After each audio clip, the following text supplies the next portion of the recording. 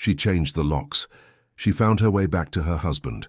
She gathered her 6 children under one roof and told herself that the worst was finally behind her. She was 40 years old, and she had fought hard for this moment of peace. But on the morning of August the 8th, 2015, a man who believed he owned her climbed through an unlocked window on the side of her home, and by the time the sun went down on that quiet street in northern Harris County, Texas, 8 people were dead. 6 of them were children. The youngest was only 6 years old. This is the story we are telling today on TrueCrimeWeb. Stay with us.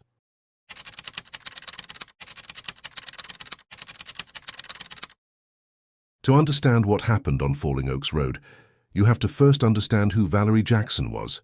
She was not a headline. She was not a statistic. She was a mother. She was a fighter. She was a woman who had spent years inside a relationship so toxic, so violent and so controlling that most people would have been broken long before she was. But Valerie was not broken. She was determined. And in the summer of 2015, she made the single bravest decision of her life. She decided to leave David Conley for good. Valerie and Conley had been together for years, and the relationship had been defined from the very beginning by his need to dominate every person and every space around him. He did not love her the way a partner loves someone. He possessed her the way a man believes he owns something that belongs to him. He used fear as a tool. He used violence as a language. And when words were not enough to remind Valerie of her place, he made sure his hands said what his mouth could not.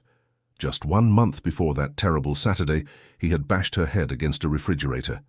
It was an act of raw brutality that crossed a line even Valerie had not encountered before, and it set something free inside of her. It gave her the courage to close a door she had been standing in front of for far too long. She changed the locks on the house. She reached out to her husband, Dwayne Jackson, and she brought him home. She gathered her 6 children. She allowed herself to imagine, just for a moment, what a normal Saturday morning might look like. She had no idea that a man who could not tolerate the idea of losing his grip on her was already making his own plans. She had no idea that the quiet Saturday she was imagining would become the last morning any of them would ever see. David Ray Conley III was 48 years old in August of 2015. He had a criminal record that stretched all the way back to 1988, a long and ugly timeline of offenses that painted the portrait of a man who had been at war with the world his entire life. He started with auto theft. He escalated from there. By 2013, he had been charged with attacking Valerie with a knife.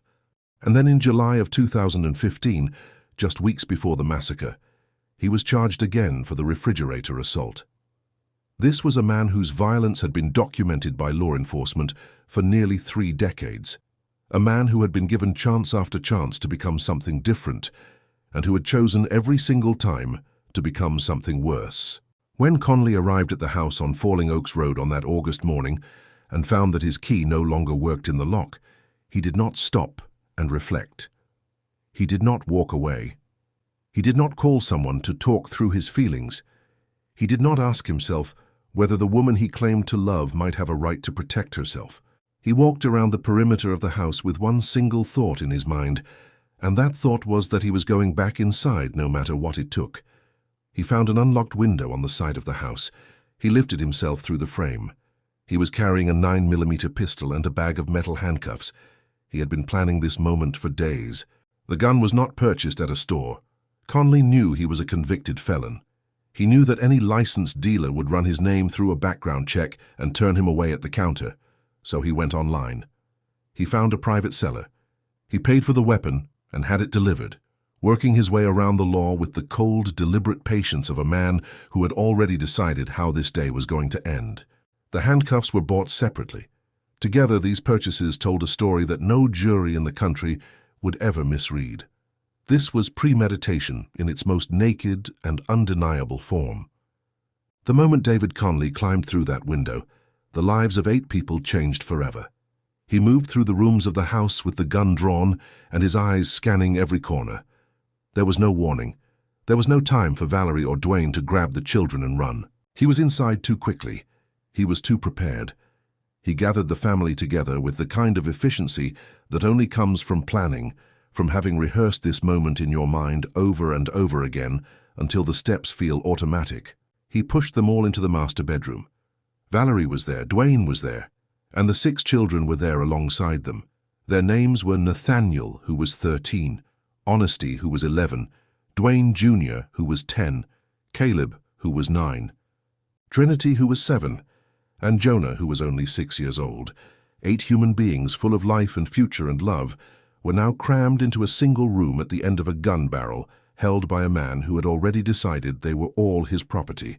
Conley reached into his bag and pulled out the metal handcuffs. The sound of those ratcheting locks clicking closed in that small, quiet room is something that the survivors described as one of the most terrifying sounds they had ever heard in their lives. He started with Dwayne Jackson. He forced him to the floor and cuffed his wrists behind his back. Then he moved to Valerie. Then he turned his attention to the children. He worked through the family one by one, securing them, making sure that no one could get to the door, no one could get to a phone, and no one could fight back. He was not acting in a rage. He was not screaming or out of control. He was calm. He was methodical. He was a man who had planned this day and was now executing that plan, step by carefully calculated step. Once the family was restrained, Conley settled into the room and began to do something that in many ways was more disturbing than the violence itself. He began to lecture them. He spoke in a low, controlled voice. He told Valerie she had failed him. He told her that changing the locks was a betrayal. He spoke about the house as though it were a kingdom, and he was the king who had been wrongfully removed from his throne. He blamed Dwayne for stealing his place. He told the children they were growing up to be bad people. He blamed Valerie for their behavior. He was building a courtroom in his head, appointing himself as judge and delivering a verdict that he had already written long before he climbed through that window. Outside the house, the neighborhood went about its Saturday. Cars moved up and down the street. People collected their mail. Children played in other yards. The world had no idea that 8 people were handcuffed and terrified inside a house not 100 feet away. The curtains were drawn. The lights were low. The house was completely silent from the outside, and that silence was doing exactly what Conley wanted it to do. But Valerie Jackson was not done fighting. Even with a gun in the room and her wrists in cuffs, she was looking for a way to save her babies. At some point during those long, suffocating hours, when Conley's attention shifted away from her for just a moment, she reached for her phone. Her hands were shaking, her mind was racing. She managed to type a message to her mother, who lived in another state. The message was short and devastating. She told her mother that David was in the house. She told her he had a gun. She begged for help. She pressed send and prayed that it was not already too late. Valerie's mother received that message, and her world stopped. She did not call her daughter back because she understood instinctively that a ringing phone in that house could get her grandchildren killed. She called 911 immediately. She was terrified and desperate and entirely clear-headed at the same time. She gave the Harris County Sheriff's Office the address on Falling Oaks Road. She told them her daughter and 6 grandchildren were being held at gunpoint by a man with a documented history of violence. She begged them to hurry. The first patrol car arrived at the house at 10:42 in the morning. The deputies walked up the driveway. They knocked on the front door. They waited. Inside the master bedroom, Conley had almost certainly pressed the gun against someone and made it crystal clear what would happen if anyone made a sound. The house stayed silent. The deputies walked around the outside. They checked the windows. They looked for signs of a struggle or forced entry. They saw nothing that gave them the legal authority to break down the door. Without a visible indication of immediate violence, they could not enter. They left. This scene repeated itself throughout the day. The police would arrive, they would knock, they would look, they would leave. And every single time those patrol cars drove away from the curb outside, the hope inside that bedroom faded just a little bit more. The family could hear the engines. They could hear the footsteps on the driveway. And then they could hear the silence that meant no one was coming through the door. Conley grew more confident with every visit. Every time the police walked away, he felt more untouchable. He felt like he was winning his own private war. 9 hours. For 9 long hours, David Conley held that family captive in that room.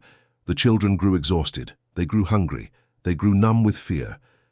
Young Jonah, who was only 6 years old and should have been playing in the yard on a Saturday afternoon, sat terrified in a room where the air smelled of fear, and the man with the gun called them monsters. 13-year-old Nathaniel, who was Conley's own biological son, had to look across the room at his father's face and see something that no child should ever have to see in the person who is supposed to protect them. As the sun began to sink toward the horizon, and the light coming through the edges of the blinds turned from white to gold, the atmosphere in the room shifted in a way that every person in it could feel. The lecturing stopped. The justifications stopped. Conley stood up from his chair. He checked the magazine in his pistol. The 9 hours of psychological control had served their purpose. He had broken them. He had asserted his dominance over every single soul in that room, and now he was ready for what he had always planned to do. What happened next in the master bedroom of the house on Falling Oaks Road is among the most devastating acts of family violence in the recorded history of the state of Texas. David Conley raised his 9mm pistol and he began to shoot. He started with Dwayne Jackson.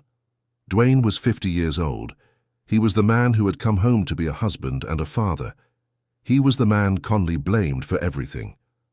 Conley walked over to where Dwayne was restrained. He placed the barrel of the gun against the back of Dwayne's head. He pulled the trigger. Dwayne Jackson was gone in an instant. Conley did not pause. He did not hesitate. He moved through that room with the same cold efficiency he had used when he put the handcuffs on. He walked to each child in turn. He shot Honesty, who was 11 years old. He shot Dwayne Jr., who was 10. He shot Caleb, who was 9. He shot Trinity, who was 7. He shot Jonah, who was 6. Each child was shot in the back of the head. Their mother was forced to watch every single one of them leave the world. She was in handcuffs. She was trapped. She could do nothing but cry out for her babies, and there was nothing she could do to reach them. When Conley came to Nathaniel, he did not fire once. His own 13-year-old son, a boy who carried his blood, a boy who had called him father, was shot 14 times. 14 times. The number itself is its own kind of testimony. This was not a moment of blind rage. This was erasure. This was a man trying to obliterate every trace of a child he had decided no longer deserved to exist. Then Conley turned to Valerie. She was the last one alive. He had saved her for last deliberately because he wanted her to experience the full weight of what he had done before the end came. He wanted her to see her husband gone. He wanted her to see her children gone. He wanted her to know in her final moments that he had taken everything. He shot Valerie Jackson in the head. The woman who had fought so hard for a fresh start, who had changed the locks and dared to imagine a safer future, was finally at rest. 8 lives were gone. The house on Falling Oaks Road was silent again, but it was a silence of a completely different kind. Conley did not run. He did not try to clean the room or conceal what he had done. He stayed in the house. He sat in the dark with what he had destroyed, and he waited. Outside, the situation was escalating. Valerie's mother was still calling. Dispatchers were still receiving information. And this time, when the deputies arrived at Falling Oaks Road, something was different. One of the officers looked through a window and saw what no welfare check is ever supposed to find. He saw a body, he saw blood, he called for backup immediately. The tactical teams arrived and surrounded the house. High-risk operations units set up perimeters around the property. Officers with rifles took positions at the windows. A loudspeaker crackled to life and ordered David Conley to come out of the house with his hands in the air. Conley did not come out, he stayed inside. He engaged the police in a negotiation that lasted for hours. He talked to the officers through the phone and through the walls. He was not panicking. He was not in crisis. He was calm. He was composed. He was a man who had already done the worst thing he was ever going to do, and he was in no particular hurry about what came next. Eventually, the tactical team made it clear that they were preparing to breach the building. Conley, who had spent the last 9 hours dominating and controlling everyone around him, was suddenly faced with a situation where he had no leverage. He chose to surrender. He walked out of the house. He raised his hands. He was taken into custody without a single shot being fired between him and the police. He was physically uninjured. He was calm. He was the only living person to walk out of that house. The investigators who entered the master bedroom were experienced professionals who had worked serious crimes for many years. What they found in that room affected them in ways that experienced law enforcement officers rarely speak about publicly. 6 children had been executed in a single bedroom. The handcuffs were still on the wrists of the victims. Shell casings were scattered across the floor. The evidence was both overwhelming in quantity and devastating in meaning. They mapped every inch of that room. They counted every wound. They documented everything with the knowledge that they were standing inside one of the worst crime scenes in Texas history. David Conley was transported to the Harris County Jail. He was processed and photographed and placed in a cell, and then, within days of killing 8 people, he asked to speak to the media. Of one family. His words when he was talking about the 6 children who were killed, absolutely chilling. Channel 2 investigator Robert Arnold has that jailhouse interview tonight. He's joining us now with an overview of what Conley had to say. Robert? David Conley talked a lot about God and how he believed he was not getting the respect he felt he deserved from Valerie Jackson or his own son, Nate. When asked about the murders, he repeatedly said he promised his attorney he would not go into specific details. Wearing the same yellow jumpsuit he did in court, David Conley cried when talking about how he felt society, especially women, treated him unfairly because he was an ex-con. Conley would not answer direct questions about the 8 murders he's accused of committing.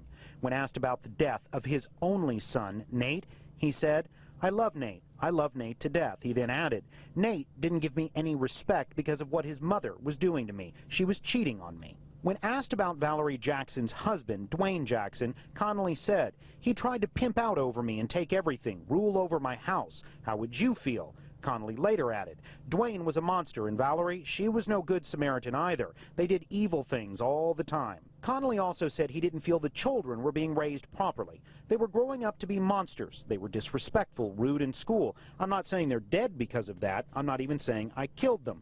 Conley also said, "God says in the Bible, do not disrespect your mother and father or your days will be short, but I'm not saying that's what happened." Most people who commit crimes of this magnitude go silent. They follow the advice of their legal teams. They say nothing and let the evidence speak for itself. But David Conley was not most people. He sat down in front of a camera in a yellow jail jumpsuit and he began to talk. He wanted the world to hear his version of events. He wanted to explain why he was the real victim in this story. He did not cry. He did not express remorse. He did not speak the names of the children he had killed. He called them monsters. He told the reporter that the kids were growing up to be beasts. He said they were disrespectful at school and at home. He framed their deaths not as murders, but as a kind of correction, as though he had simply taken discipline to its logical conclusion and felt entirely at peace with the result. He spoke about the children as property that had gone bad, as though their lives were things to be discarded once they no longer met his standards. He turned his criticism toward Valerie. He said she had been a poor mother. He said her parenting had created the problem he had been forced to address.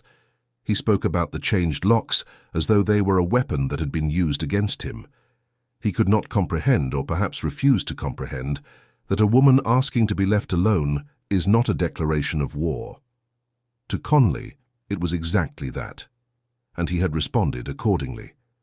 When he spoke about Dwayne Jackson, the nature of his thinking became even clearer. He accused Dwayne of pimping him out and taking over his house. In his mind, he was not the aggressor. He was the aggrieved party. He was the man who had lost something. He was the one who had suffered. He genuinely believed that the 8 lives he had ended were a reasonable price for the restoration of his wounded pride. He saw the massacre not as a crime, but as a property dispute settled on his terms. For the prosecuting attorneys, this interview was an extraordinary piece of evidence. The defense strategy in a case like this often leans on the idea that the perpetrator was out of control, that something snapped, that the action was impulsive and unplanned. Conley had just dismantled every version of that defense with his own words. He confirmed that he had planned the attack. He confirmed that he had gone online to purchase the gun specifically because he knew he could not pass a background check. He confirmed that he had bought the handcuffs in advance. He confirmed that he had chosen that particular Saturday because he wanted the entire family together. He had handed the prosecution the case they needed on a platter, and he had done it with a flat, calm, self-satisfied expression on his face. The family of Valerie and Dwayne and the 6 children had to watch this interview play on the news. They had to hear the man who had destroyed their world call their babies monsters and call their loved one a bad mother, while their bodies had not yet been laid to rest. It was a cruelty that did not end with the pulling of a trigger. It continued long after the gun had been put down. The legal process that followed the massacre on Falling Oaks Road was long and grueling.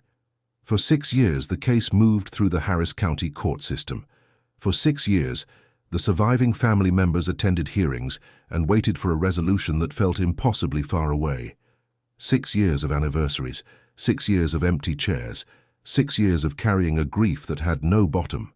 The state of Texas made clear from the beginning that they wanted the death penalty for David Conley. The prosecution believed that a man who had planned and executed the murders of 6 children and 2 adults in a single afternoon had forfeited his right to live. They called him a predator. They called him a danger that could never be safely housed among human beings. They built their case around his own words, his own purchases, his own choices, and the overwhelming physical evidence left behind in that bedroom. The defense team, unable to dispute the facts of what had happened, focused their arguments on a different battlefield entirely. They argued that David Conley suffered from an intellectual disability significant enough to meet the legal threshold that bars a person from being executed under the law. They reviewed his school records. They commissioned psychological evaluations. They argued that his IQ score fell below the standard that the courts had established for capital punishment. This created a prolonged and deeply contentious battle between expert witnesses on both sides. The state countered by pointing to Conley's behavior in the days before the massacre. They argued that a man with a genuine intellectual disability could not have navigated an online firearms purchase specifically designed to bypass a background check. They pointed to the handcuffs. They pointed to the choice of a Saturday morning when everyone would be home. They pointed to 9 hours of controlled, calculated psychological domination over 8 restrained victims. These were not the actions of a man who did not understand what he was doing. These were the actions of a man who understood exactly what he was doing and had planned it with great care. The trial itself began in October of 2021. The courtroom in Harris County was full. Members of Valerie's family sat in the gallery wearing buttons printed with the faces of the children. They held hands. They prayed. They had waited 6 years for this moment, and now they had to sit in the same room as the man who had taken everyone from them. The prosecution presented the photographs of the crime scene to the jury. The first responders took the stand and described in clinical and heartbreaking detail what they had found in that master bedroom. The recordings of the standoff were played in open court so that the jury could hear with their own ears the voice of a man who was composed and deliberate in the hours immediately following the murders. The evidence was devastating in its completeness. Then came the moment that tested the resolve of the entire prosecution. After carefully weighing the strength of the intellectual disability evidence presented by the defense, the state's legal team made a difficult but considered decision. They concluded that if a death sentence were handed down, it carried a significant risk of being overturned on appeal based on the disability question, and that such an outcome would mean years more of litigation, years more of waiting, and years more of pain for the surviving family members. They made the decision to remove the pursuit of the death penalty from the table in exchange for a sentence that guaranteed David Conley would never walk free again. The jury returned a verdict of guilty on the charge of capital murder. The judge delivered the sentence: life in prison without any possibility of parole. David Ray Conley III would spend every remaining day of his life inside a Texas correctional facility. He would never again walk a street, drive a car, make a choice about where to go or what to do. He would be told when to eat and when to sleep. He would be a number in a system, stripped of every drop of the power and control he had spent his whole life trying to accumulate. For the family, the verdict carried a complicated mix of emotions. They had wanted him to face the ultimate legal consequence for what he had done. They had wanted a finality that matched the magnitude of the crime. What they received was not exactly that, but it was something equally important. It was an ending. It was the knowledge that the nightmare was over, that the appeals process would not drag them back into courtrooms for another decade, and that the man who had stolen their family would spend the rest of his days in a cage. The survivors were given the opportunity to deliver victim impact statements before the sentencing was finalized. They stood in that courtroom and they spoke directly to the man in the yellow jumpsuit. They told him about the children he had erased. They told him about Honesty's dreams and about the way Jonah used to laugh. They told him about Trinity's smile and about Caleb's spirit. They told him that he had tried to destroy their memories, but that he had failed.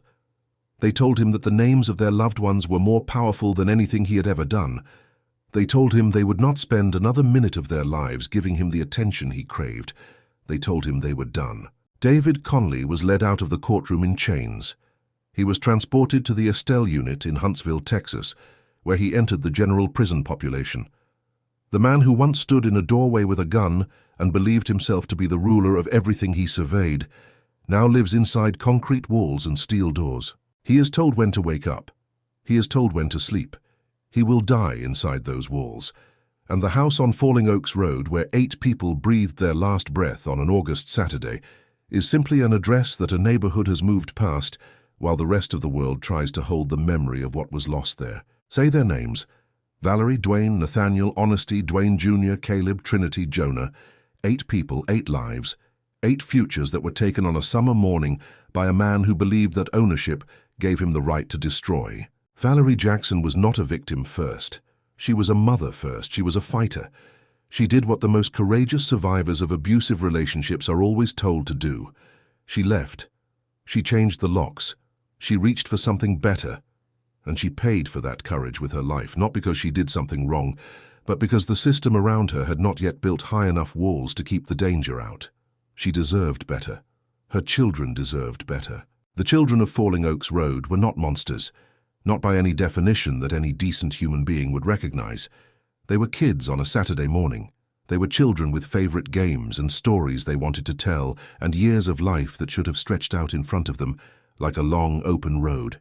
Nathaniel was 13 and standing at the beginning of everything. Honesty was 11. Dwayne Jr. was 10. Caleb was 9. Trinity was 7. And Jonah was 6 years old, which is almost too young to even hold in your mind when you think about what was taken from him. The story of Falling Oaks Road carries lessons that are too important to let go unspoken. The most dangerous moment in the life of a person leaving an abusive relationship is the moment of departure. Control-based violence does not ease when the controlling person loses their grip. It escalates. The research on this is clear. The history of David Conley confirmed it. We need stronger systems to protect people in that critical window. We need law enforcement to have better tools for situations where a high-risk individual is known and documented and dangerous. A silent house is not always a safe house. Silence can be the loudest possible cry for help. We also need to talk about the gaps in our systems that allow a convicted felon with decades of violent offenses to purchase a firearm online without consequence. Valerie's death did not have to happen. The warning signs had been written in court documents for years. Someone knew. The system knew, and the system was not fast enough or strong enough to stop what was coming. We tell this story not to give David Conley a platform. We tell it to give Valerie and her family the one thing that can never be taken from them, which is to be remembered fully and truthfully, not as the last images from a crime scene, but as the whole, complicated, loving, struggling, hopeful human beings they were. We tell it so that the next woman who changes her locks knows she is not alone. We tell it so that the next dispatcher who receives a call like Valerie's mother made that morning understands that the silence on the other end of a phone can be a scream. Rest in peace, Valerie. Rest in peace, Dwayne. Rest in peace, Nathaniel, Honesty, Dwayne Jr., Caleb, Trinity, and Jonah. You are not forgotten. You will never be forgotten. If this story moved you, please take a moment to like this video and leave a comment below. Tell us where you are watching from today, because this community spans every corner of the world, and every one of you matters to us. Hit the subscribe button and ring the notification bell so that you never miss a story from TrueCrimeWeb. We are here every week to make sure the voices of the forgotten are heard. Thank you for watching. Thank you for remembering. We will see you in the next one.